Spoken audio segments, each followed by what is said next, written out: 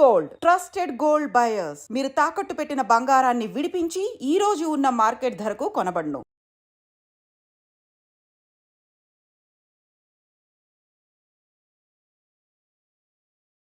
జమ్మూ కాశ్మీర్ పెహల్గామ్ లో జరిగినటువంటి ఉగ్ర దాడి 26 మంది చనిపోయినరు. అమాయకులైన పర్యాటకులు చనిపోయిన పరిస్థితి. దేశమంతా అట్టుడుగుతున్న సిచ్యువేషన్ కనిపిస్తోంది. అట్లాగే అక్కడ జరిగినటువంటి ఇన్సిడెంట్స్ అండ్ ఎవరైతే బాధితులు ఉన్నారో వాళ్ళు మాట్లాడిన మాటల తర్వాత మాత్రం ఇండియా రియాక్ట్ అయింది, యాజ్ వెల్ యాజ్ పాకిస్తాన్ కూడా రియాక్ట్ అవుతున్న సిచ్యువేషన్. మాట్లాడదాం. మనతో పాటు ఉన్నారు ముస్లిం మత పెద్దలు అట్లాగే మైనార్టీ పరిరక్షణ కమిటీ లీడర్ ఫారూక్ షుబ్లీ గారు. సార్ నమస్తే. సార్ నమస్తే అమ్మా. Yes sir. సార్ ఎట్లున్నారు sir? Ya absolutely fine. Yes. దేశంలో జరుగుతున్న సిచ్యువేషన్ ని మీరు చూస్తూ ఉన్నారు. 2 రోజులుగా అట్టుడుకుతున్న సిచ్యువేషన్ అయితే కనిపిస్తోంది సార్, మీరు చూస్తూ ఉన్నారు. Sir what is the reason అనుకుంటున్నారు? ఉగ్ర దాడి ఇన్ని డేస్ ఆఫ్ గ్యాప్ తర్వాత అది జమ్మూ కాశ్మీర్ లో జరగడం, అమాయకులు చనిపోవడం ఎట్లా చూస్తున్నారు సార్ ఈ ఇన్సిడెంట్ ని? అమ్మా, మీకు ఐ డ్రీమ్ ప్రేక్షకులందరికీ కూడా నమస్కారం అండి. మీరు ఎలా ఉన్నారు అంటే బాగున్నాను అని చెప్పాను, కానీ వాస్తవంగా మనసు అయితే బాగాలేదు తల్లి. దానికి కారణం ఏంటంటే ఎవరము బాలేం. ఎగ్జాక్ట్లీ ఎందుకంటే అమాయకులమైనటువంటి ప్రజలు, అభం శుభం తెలియనటువంటి ప్రజలు, వారు పర్యాటకులుగా అక్కడికి వెళ్తే వాళ్ళని అంత దారుణంగా వాళ్ళని చంపివేసినటువంటి ఏదైతే ఘటన ఉందో అది ప్రతి ఒక్కరికి కూడాను, మానవతావాదులు ఎవరైతే ఉన్నారో కుల మతాలకు అతీతంగా యాజ్ ఏ ఇండియన్ గా ప్రతి ఒక్కరు కూడాను బాధపడుతున్నారు. ప్రతి ఒక్కరు కూడాను బాధలో ఉన్నారు. ఇది జరగడానికి కారణం ఏంటి అని చెప్పేసి మీరు ఒక సూటి ప్రశ్న అడిగారు. నేను దీనికి సూటిగా సమాధానం చెప్తున్నాను తల్లి. అదేంటంటే భారతదేశం యొక్క ఇంటెగ్రిటీ, భారతదేశం యొక్క సమైక్యత, దీనిపై దాడి అండి ఇది. మీరు గమనిస్తే కనుక ఇన్ని సంవత్సరాల తర్వాత, ఇన్ని రోజుల తర్వాత మరలా ఎందుకు అని చెప్పేసి వీళ్ళు పంజా విసురుతున్నారు అంటే కనుక దానికి గల కారణం ఏమిటంటే, ఇంతకు ముందు కాశ్మీర్ సపరేట్ స్టేట్ గా ఉండాలని చెప్పేసి, లేకపోతే కొంతమంది ఏమో కాశ్మీరు మేము దాయాది దేశమైనటువంటి దాంట్లో భాగస్వామ్యం అవుతాం అని చెప్పేసి, కొంతమంది ఏమో మాకు సపరేట్ స్టేట్ కావాలని చెప్పేసి అనేకమైనటువంటి వాదనలు వినిపించేవి. కానీ ఆర్టికల్ 370 అనేది రద్దు చేసిన తర్వాత జరిగినటువంటి పరిణామాలు, దాని తర్వాత అక్కడ జరిగినటువంటి ఉద్రిక్త పరిస్థితులు, దాని తర్వాత మొత్తం సెటరైట్ అయ్యి ఈ రోజున పరిస్థితి ఎలా ఉందంటే కంప్లీట్ గా మన అండర్ కంట్రోల్లోకి వచ్చేసింది. అక్కడ ఉన్నటువంటి కాశ్మీరీ ప్రజలు సైతం కూడాను మేము భారతదేశంలో అంతర్భాగము అని చెప్పేసి నమ్మేటటువంటి పరిస్థితులు వాళ్ళు వచ్చేసారు. వాళ్ళు ఈ రోజున ఈ సంఘటన జరిగిన తర్వాత అక్కడ జరుగుతున్నటువంటి ఏదైతే ర్యాలీలు కానివ్వండి, లేకపోతే ప్రజల యొక్క కోపం కానివ్వండి, మీరు ఒకసారి గమనిస్తే కనుక వాళ్ళు బయటకు వచ్చి ఇది అత్యంత దారుణం అని చెప్పేసి ముక్త కంఠంతో వాళ్ళు ఖండిస్తున్నారు. నంబర్ 1. నంబర్ 2, హిందూ ముస్లింల ఐక్యత వర్ధిల్లాలి అని చెప్పేసి నినాదాలు ఇస్తున్నారు. ఇదంతా ఒక ఎత్తైతే కనుక ఈ రోజున వారు చంపింది కేవలం 26 మంది హిందువులు అని చెప్పేసి మనం భావిస్తే కనుక తప్పు తల్లి.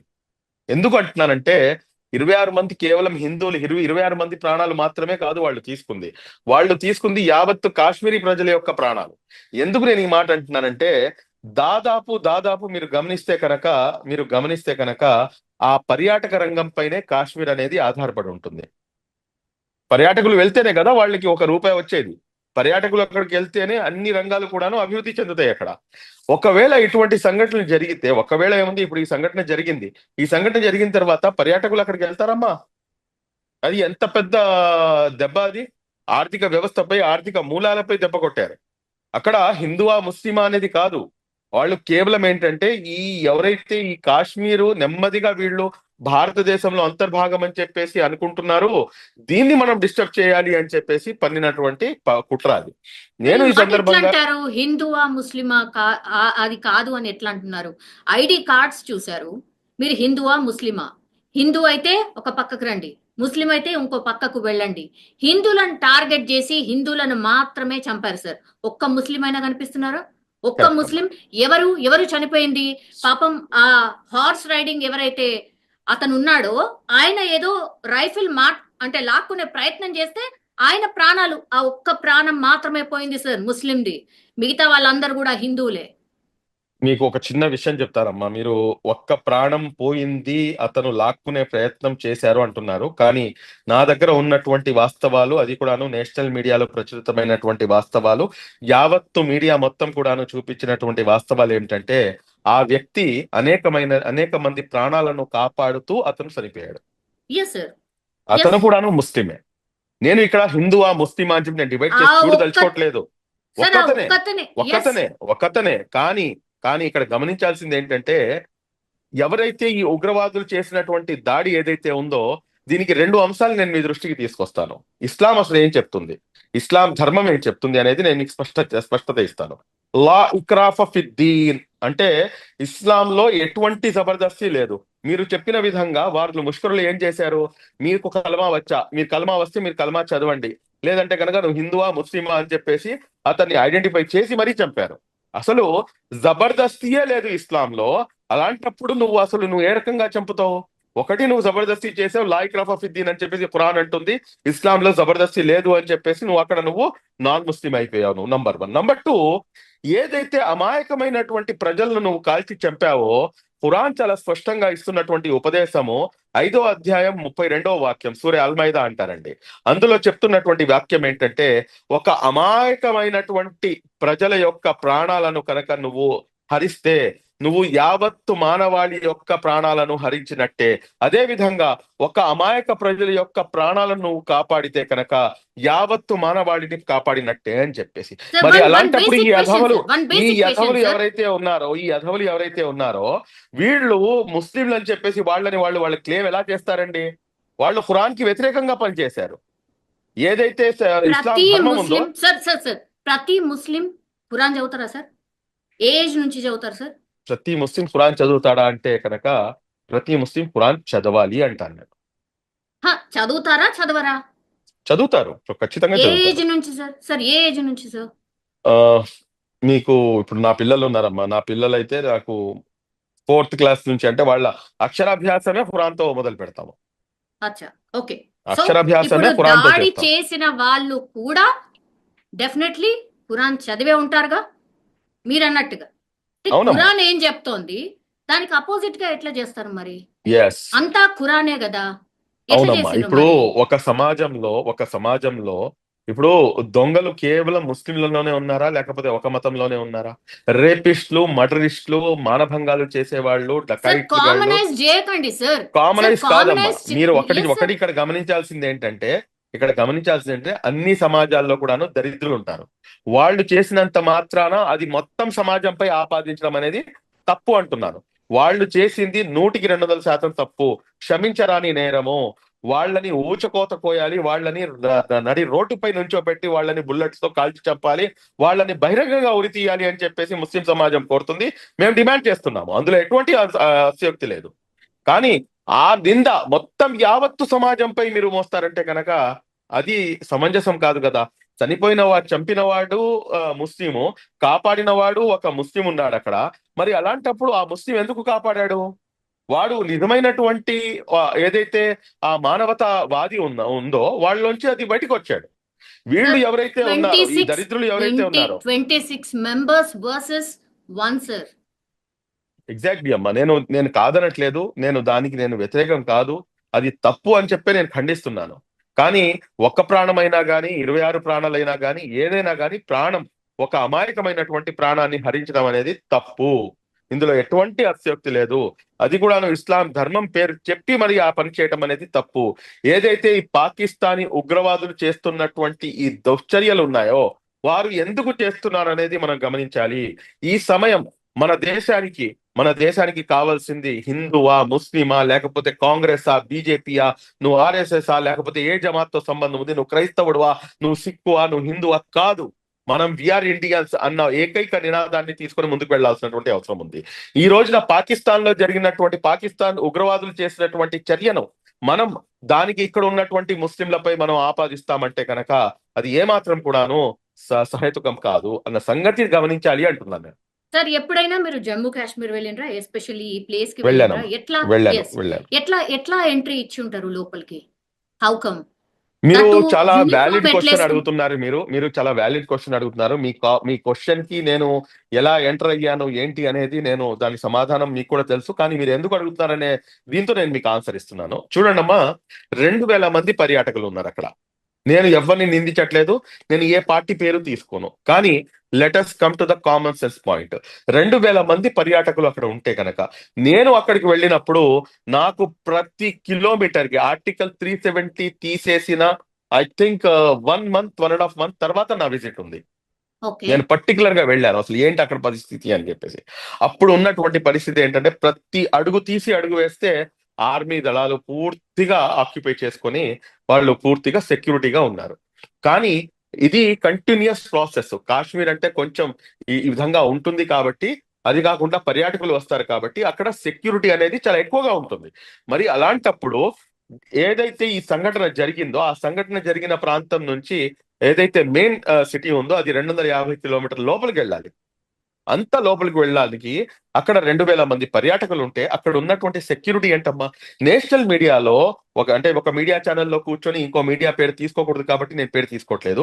ఒక ప్రముఖ నేషనల్ మీడియాలో ఒక రిపోర్టర్ రిపోర్టింగ్ చేస్తూ అత్యంత దారుణమైనటువంటి సెక్యూరిటీ ఇక్కడ ఉంది, ఇక్కడ సెక్యూరిటీ అసలు ఏ మాత్రం లేదు, ఇది అత్యంత దారుణం అని చెప్పేసి అతను కూడాను రిపోర్ట్ చేయడం జరిగింది. నేను ఇక్కడ ఒకళ్ళని నేను తప్పు పట్టట్లేదు.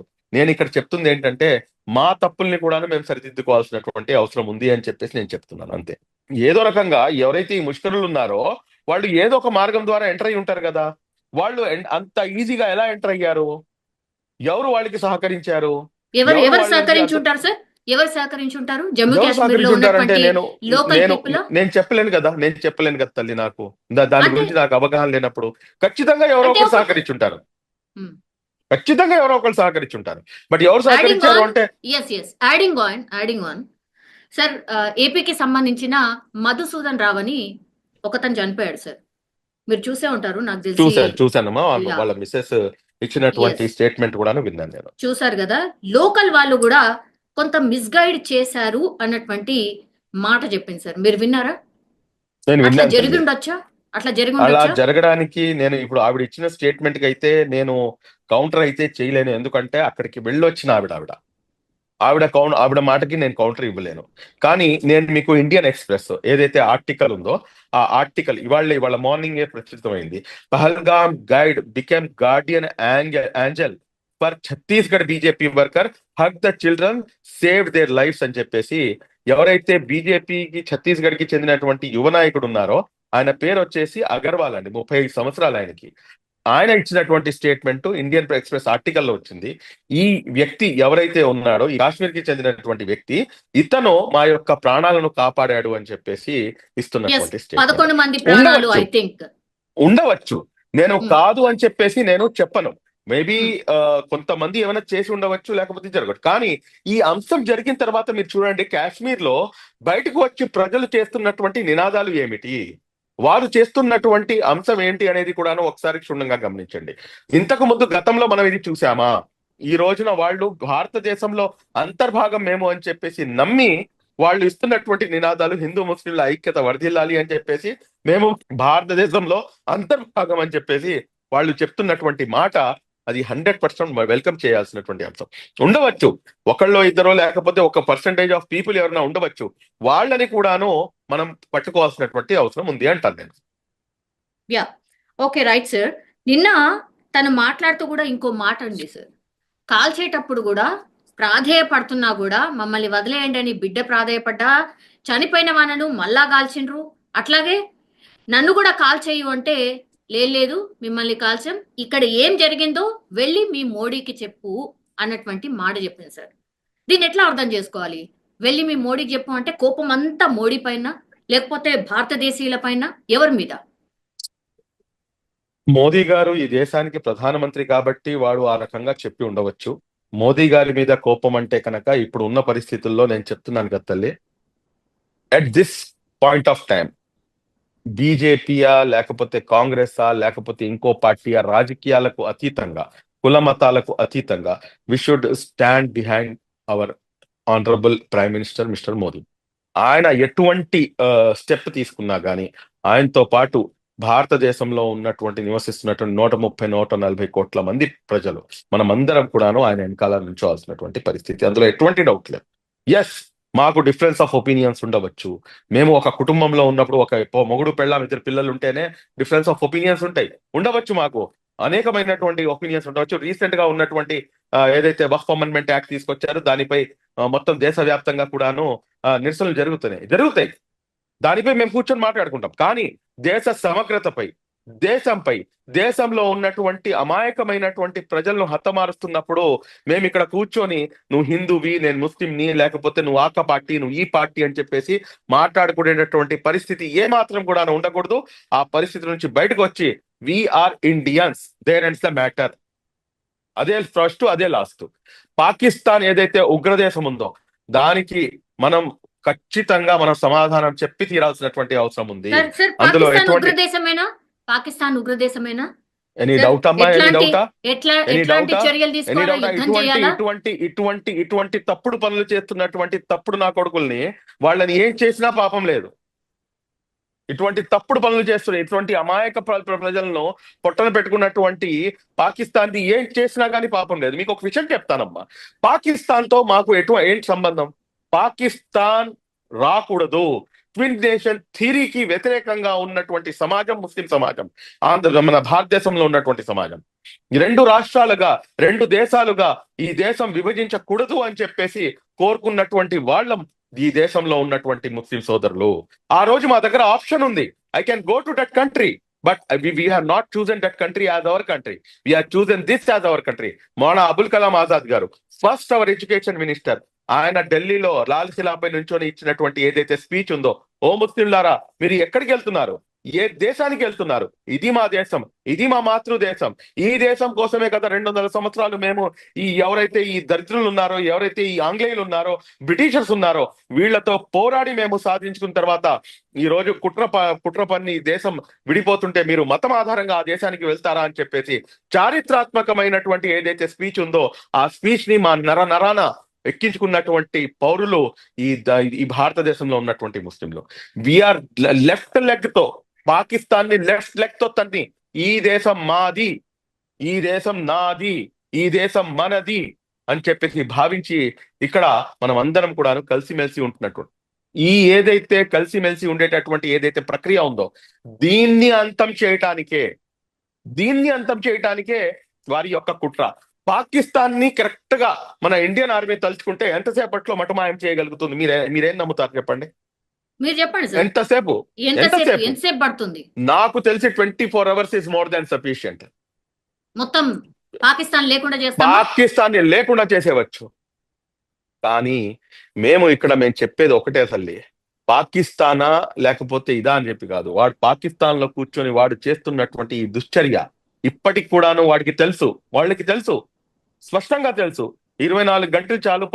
ఏమైంది కార్గిల్లో? ఏమైందండి కార్గిల్లో? ఏమైంది 1965 వార్లో? ఏమైంది? మనకందరికీ తెలిసిందే. కానీ వాళ్ళు ఏం చేస్తున్నారంటే మేకపోతు గాంభీర్యం ప్రదర్శిస్తున్నారు. ప్రదర్శిస్తూ ఒక నిమిషం, కుక్క తోక స్ట్రైట్ అయినట్టు మీరు ఎక్కడైనా చూసారా? ఎప్పుడైనా చరిత్రలో గమనించారా? కుక్క తోక వంకరే, అందులో ఎటువంటి డౌట్ లేదు. మీరు ఇక్కడ గమనించాల్సినటువంటి అంశం ఏంటంటే వారికి కావాల్సింది ఏంటంటే ఇక్కడ చిచ్చు పెట్టడం. వారు మైండ్ గేమ్ ఆడుతున్నారు. వాళ్ళ కాళ్ల నుంచి భూమి కదిలిపోయింది. నేనేమంటానంటే పాక్ ఆక్యుపైడ్ కాశ్మీర్ ని కూడాను మేము ఆక్యుపై చేయాలి. ఆక్యుపై కాదు, మా దేశం, అది మా దేశంలోని అంతర్భాగము. దాన్ని తిరిగి మేము స్వాధీనం చేసుకోవాలి. ఆ దిశగా మనం అడుగులు వేయాలి. ఈ రోజు చైనా ఉంది. చైనా ఎంత భూభాగాన్ని ఆక్రమించింది? మేము చేతులు కట్టుకొని కూర్చొని చూస్తూ ఉండాలా? నో. ఈ దేశం కోసం ముస్లిం సమాజం కాదు, ఈ దేశంలో కోసం భారతీయులు అందరూ కూడాను కుల మతాలకు అతీతంగా ప్రాణాలు త్యాగం చేశారు, చేస్తూనే ఉంటారు. దానికి ముందు వరుసలో ముస్లిం సమాజం సైతం కూడాను. భారతదేశ ముస్లిం సంతతి ఇక్కడ నివసించేటటువంటి ముస్లింలు ఈ దేశం కోసం తన ప్రాణాలు త్యాగం చేస్తారు, అవసరం పడితే మళ్ళా చేయడానికి కూడా సిద్ధంగా ఉంటారు. ఈ డిస్టర్బెన్స్ తీసుకుని రావడానికే వాళ్ళు కుట్ర పన్నుతున్నారు. ఆ కుట్రలో మేము భాగస్వామ్యం కాకూడదు అంటున్నాను నేను. ఇక్కడ వాళ్ళు అక్కడ వెళ్ళొద్దు, అక్కడ వాళ్ళు ఇక్కడికి రావద్దు. 48 hours was the dead line మనం పెట్టింది. అట్లాగే బీసీసీఐ కూడా ఒక డిసిషన్ తీసుకుంది. క్రికెట్ మేబీ ఇంకా ఫర్దర్ గా కూడా ఆడకపోవచ్చు. సినిమాలు అక్కడ యాక్టర్స్ కి సంబంధించిన సినిమాలు ఇక్కడ ప్రదర్శించడానికి లేదు, నిషేధం ఒకటి. కానీ సార్ నిన్న ఢిల్లీ ఎంబసీ, పాకిస్తాన్ ఎంబసీలో కేక్ కట్ చేశారు సార్. జస్ట్ పహల్గామ్ ఇన్సిడెంట్ జరిగిన కొద్దిసేపటికే కేక్ లోపలికి తీసుకువెళ్ళడానికి ఒక మనిషి ప్రయత్నం చేస్తుండ్రు. ఐ థింక్ ఆ వీడియో చాలా వైరల్ అయింది, మీరు కూడా చూసే ఉంటారు సార్. మీ ఒపీనియన్ ఏంటి? ఎందుకు నేను కేక్ వీడియో అయితే చూశానమ్మా, కానీ కొన్ని అథెంటిక్ సోర్సెస్ ద్వారా నేను తెలుసుకుంది ఏంటంటే అది దాని యొక్క క్రెడెన్షియల్స్ నాకు కరెక్ట్ గా దొరకలేదు. బహుశా మీరు కూడాను ఏకీభవించి ఉండవచ్చు. నేషనల్ మీడియా కానీ ఏది కూడాను దాన్ని కవర్ చేయలేదు. ఒకవేళ నిజంగా అది నిజమైతే గనక, అది ఒకవేళ అది నేషనల్ కనుక మీడియానే కదా ఒకవేళ అడుగుతోంది. సరే మీ మాటకే ఎందుకు అని వస్తున్నాను, అంటే మీ మాటకే ఏమి వస్తున్నానమ్మా. కూడా చెప్పకుండా ఒకవేళ అది కనుక నిజమైతే కనుక వాళ్ళని ఇమ్మీడియట్ గా అరెస్ట్ చేయాలి. ఇప్పుడు ఈ దేశంపై జరిగిన దాడికి ఇదే దేశంలో ఉంటూ ఇదే దేశంలో వాడు కేక్ తీసుకొచ్చి వచ్చాడంటే వాడికి ఎంత గుండె ధైర్యం అమ్మా వాడికి. వాడిపై మనం ఏం యాక్షన్ తీసుకున్నాం? వాడిని మనం అరెస్ట్ చేశామా లేదా? ఎందుకు చేయకూడదు అరెస్టు? చేయవచ్చు కదా. 26 మంది ప్రాణాలు పోగొట్టుకుంటే వాడు ఇక్కడ కేక్ తీసుకొచ్చి వాడి సెలబ్రేషన్స్ అని చెప్పేసి వాడు ఇక్కడికి వస్తుంటే అలాంటి వాడిని మనం అరెస్ట్ చేయాలా చేయకూడదా? దేశ వ్యతిరేక చర్య కదా అది. మళ్ళా ఎటువంటి యాక్షన్ తీసుకున్నారనేది కూడాను మనం గమనించాల్సినటువంటి అవసరం ఉంది. సార్ మా చూడండి తల్లి, ఇదంతా కాదు, ఒకటి ఇప్పుడు ఉన్న సిచ్యువేషన్ లో we should be United, we should not divide. వారి యొక్క అంటే ఏదైతే అంతకంటే ముందు కుట్ర మనం ఉందో లేమా సార్? అంతకంటే ముందు మనం లేమా? మనం ఉన్నామనే కదా అనుకున్నాం. ఇప్పుడు ఉన్న సిచ్యువేషన్ లో ఏదైతే ముస్లిం వల్ల జరిగింది, ముస్లిం సమాజం వల్ల జరిగింది, లేకపోతే మద్రసాల వల్ల జరిగింది, ఈ ఏదైతే కొన్ని కామెంట్స్ ఉన్నాయి చూడండి, ఇది వాళ్ళు ఏదైతే కుట్ర పన్నుతున్నారో ఆ కుట్రని మనం దగ్గరుండి సక్సెస్ చేసిన వాళ్ళం అవుతాము. We are Indians, there ends the matter, whoever it may be. నువ్వు ఏ మతానికి చెందిన వాడివైనా ఉండు, నువ్వు ఏ పార్టీకి చెందిన వాడివైనా ఉండు, నువ్వు ఏ దీనికైనా కానీ ఏ ఆర్గనైజేషన్ చెందిన వాడివైనా ఉండు, బట్ వీఆర్ ఇండియన్స్ అన్న ఏకైక నినాదం మన దగ్గర ఉండాలి. అది నేను చెప్పదలుచుకుంటున్నాను. ఇప్పుడు నెక్స్ట్ ఇప్పుడు ఈ ఇన్సిడెంట్ జరిగినటువంటి ప్రాంతంలో మళ్ళీ ఎవరైనా వెళ్తారా సార్? మళ్ళీ నేను నార్మల్ ఇందాక స్టేజ్ అదే కి కదా రావడానికి, చెప్పిందమ్మా, నార్మల్ కనీసం స్టేజ్ 6 కి నుంచి 8 రావడానికి నెలలు పడుతుంది. కనీసం 6 నుంచి 8 నెలలు పడుతుంది. అయినా అంటే కాన్ఫిడెన్స్ వ- వస్తుందా? చాలా కష్టం కదా తల్లి. ఇప్పుడు to be frank enough with you, this year I was planned 4th of May NEET exams ఉన్నాయి. నీట్ ఎగ్జామ్స్ అయిపోయిన తర్వాత పిల్లలు అడిగితే కూర్చొని మేము డిస్కషన్ చేసుకున్నాం ఇంట్లో, ఎక్కడికి వెళ్దాము ఈసారి అని చెప్పేసి కూర్చొని మాట్లాడుకుంటూ జమ్మూ అండ్ కాశ్మీర్ మన డిస్కషన్ లో టాప్ లో ఉంది. ఇప్పుడు వస్తారా? ఇప్పుడు రారు. అంటే వారి యొక్క ఆర్థిక మూలాలపై, జమ్మూ కాశ్మీర్ యొక్క ఆర్థిక మూలాలపై పాకిస్తాన్ దాడి చేసింది. మా దేశం యొక్క ఆర్థిక మూలాలపై వాళ్ళు దాడి, మనం చేయాల్సింది కూడాను అదేనమ్మా. వారి యొక్క ఆర్థిక మూలాలను నష్టపరచాలి. నేను ఒక సోర్స్ ద్వారా నాకు తెలిసింది ఏంటంటే అక్కడ వాటర్ బాటిల్ 140 రూపాయలంట, ఉమ్. అక్కడ ఒక లీటర్ మిల్క్ 200 రూపాయలంట, 4 బ్రెడ్ ముక్కలు ఉండే బ్రెడ్ ప్యాకెట్ 300 రూపాయలంట. ఇంత ఇన్ఫ్లేషన్ ఉన్నటువంటి పరిస్థితి పాకిస్తాన్ది. పాకిస్తాన్ యొక్క ఆర్థిక వ్యవస్థని ఇంటర్నేషనల్ లెవెల్లో మోదీ గారు దెబ్బతీస్తారు అని చెప్పేసి మేము భావిస్తున్నాము. సార్ బార్డర్ లో ఉన్నటువంటి సిచ్యువేషన్ ఏంటి సార్?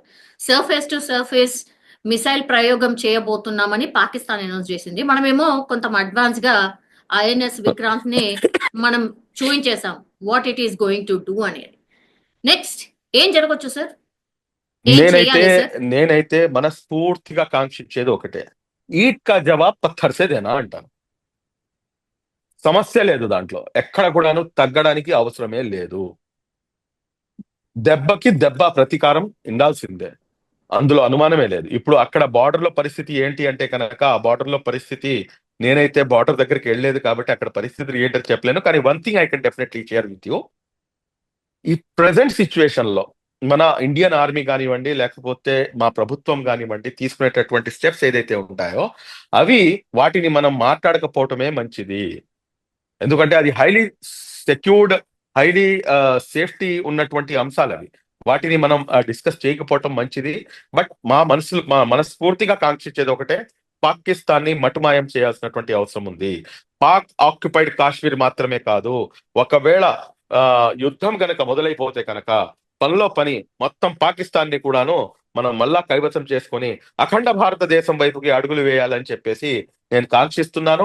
అఖండ భారతం వైపుకి అడుగులు వేయటానికి ఈ దేశంలో నివసిస్తున్నటువంటి ముస్లింలు సైతం కూడాను ఏదైతే తప్పు జరిగిందో గతంలో ఈ దేశాన్ని విభజించి ఆ తప్పుని మరలా సరిదిద్దుకొని మనం అందరం కూడా మళ్ళా అందరినీ కూడా కలిపేసుకొని అఖండ భారతదేశం వైపుకి అడుగులు వేయాలని చెప్పేసి నేనైతే కోరుకుంటాను.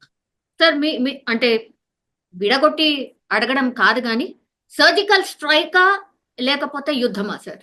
ఏం జరిగే ఛాన్సెస్ కనిపిస్తున్నాయి సార్? నేనైతే మనస్ఫూర్తిగా కాంక్షిస్తాను యుద్ధమే జరగాలి. యుద్ధం జరగాల? యుద్ధం జరగాలనే కోరుకుంటాను. ఎందుకంటే వీళ్ళకి సరి అయిన గుణపాఠం నేర్పించాలి. సరి అయిన గుణపాఠం నేర్పించాలి పాకిస్తానీలకి. ఆ సమయం ఆసన్నమైంది అనుకుంటున్నాను నేను.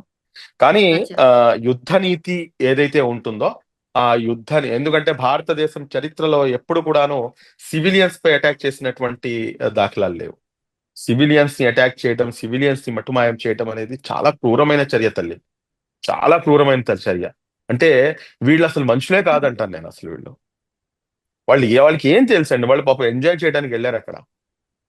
వాళ్ళు ఎంజాయ్ చేయడానికి, దాంట్లో ఒక నూతన జంట ఉంది పాపం, పెళ్లి చేసుకొని హనీమూన్ ట్రిప్ అని చెప్పేసి వెళ్ళిన వాళ్ళు ఉన్నారు. వాళ్ళు చేసిన తప్పేంటి? ఎందుకని చెప్పేసి నువ్వు చంపుతావు? నువ్వు చంపుతూ మళ్ళీ ఒక మతం పేరు వాడుతూ నువ్వు చంపితే అది ఎంతవరకు సమంజసం? అది దీన్ని మనం ముక్త కంఠంతో ఖండించాల్సిన అవసరం మాత్రమే కాకుండా పాకిస్తాన్ ఉగ్రవాద దేశానికి వ్యతిరేకంగా మనం ఎంత చేసినా గాని, ఎంత చెప్పినా గాని తక్కువే. దాన్ని మటుమాయం చేయాల్సినటువంటి అవసరం ఉంది. పాకిస్తాన్ కి సరి అయిన బుద్ధి చెప్పాల్సినటువంటి అవసరం ఉంది. పాకిస్తాన్ ఖబర్దార్ అని చెప్పేసి నినదించాల్సినటువంటి అవసరం ఎంతైనా ఉంది. లాస్ట్ క్వశ్చన్ సార్, యాజ్ ముస్లిం మత పెద్దగా సార్, ఏం టాక్ నడుస్తోంది ఆర్ ఏం డిస్కషన్స్ నడుస్తున్నాయి? What is your action plan or what is your support? చూడండి అమ్మా, ఒకటి నేను ఫస్ట్ క్లారిఫికేషన్ ఇస్తాను. ఐఎమ్ నాట్ ఏ ముస్లిం మత పెద్ద. నేను ఒక సోషల్ యాక్టివిస్ట్ ని, ఒక పొలిటికల్ ముస్లిం మత పెద్ద అంటే కనుక దానికి ఖురాన్ గ్రంథం మొత్తం కంఠస్థం చేసి ఉండాలి. బట్ ఆహార్యం ద్వారా నేను మీకు ముస్లిం మత పెద్దలా కనిపించవచ్చు, తప్పేం లేదు మీరు చెప్పిన దాంట్లో. బట్ ఇక్కడ మా మనసుల్లో నడుస్తుంది ఒకటే తల్లి, ఇది ఏంటిది, ఇది మా ప్రాణాలకి ఏంటిది, ఎందుకని చెప్పేసి ప్రతిసారి ఇది జరగాలి. మనం ఇప్పుడు మీరు చూడండి, మీరు అసదుద్దీన్ అవైసీ, నాకు అసదుద్దీన్ అవైసీ అన్నా కానీ నాకు చాలా విషయాల్లో నేను అతనితో వ్యతిరేకిస్తాను, చాలా విషయాల్లో వ్యతిరేకిస్తాను. బహిరంగంగా అనేక అంశాలు నేను మాట్లాడి ఉన్నాను కూడా. కానీ మీరు చూడండి, నిన్న నేను ఒక మన టీవీ ఛానల్లోనే కూర్చొని నేను ఇచ్చాను, ఒక కాల్ ఇచ్చాను. అదేంటంటే ఏదైతే ఇవాళ ఫ్రైడే అమ్మా, ఇవాళ జుమ్మా, ఇవాళ ఫ్రైడే, అనేక మంది గుమ్మగుడతారు. ఈ ఎంతమంది అయితే 26 మంది ఇన్నోసెంట్స్ ఉన్నారో, వీళ్ళ ప్రాణాలు పోగొట్టుకున్నారో, వారి కోసం ప్రత్యేక ప్రార్థనలు నిర్వహించండి అని చెప్పేసి అప్పీల్ చేయడం జరిగింది. అదే విధంగా అసదుద్దీన్ అవైసీ గారు ఈ రోజున బయటకు వచ్చి ఆయన నల్ల రిబ్బన్ ధరించి మీ యొక్క వ్యతిరేకతను మీరు స్పష్టంగా చూపిస్తూ మీరు ముందుకు అడుగు వేయండి అని చెప్పడం జరిగింది. కాబట్టి ముస్లిం సమాజం భారతదేశంలోని మమేకం, భారతదేశ ముస్లిం సమాజం భారతదేశం ఐక్యత కోసం, భారతదేశ సార్వభౌమాధికారం కోసం, భారతదేశం లౌకిక దేశంగా ఉండటం కోసం, భారతదేశం యొక్క ఏదైతే ఇంటిగ్రిటీ ఉందో దాన్ని కాపాడటానికి 24/7 365 days ఇక్కడ ఉన్నటువంటి ప్రతి ముస్లిం కూడాను అహర్నిశలు తప్పించాలి అని చెప్పేసి నేను భావిస్తాను. Yes sir, thank you sir, thank you so much మీ అభిప్రాయాన్ని తెలియజేసినందుకు. అట్లాగే ఫర్దర్ గా కూడా ఐ థింక్ ఇంకా మాట్లాడుకోవాల్సిన సిచ్యువేషన్ ఉందనుకుంటా సార్. తప్పకుండా. నమస్కారం.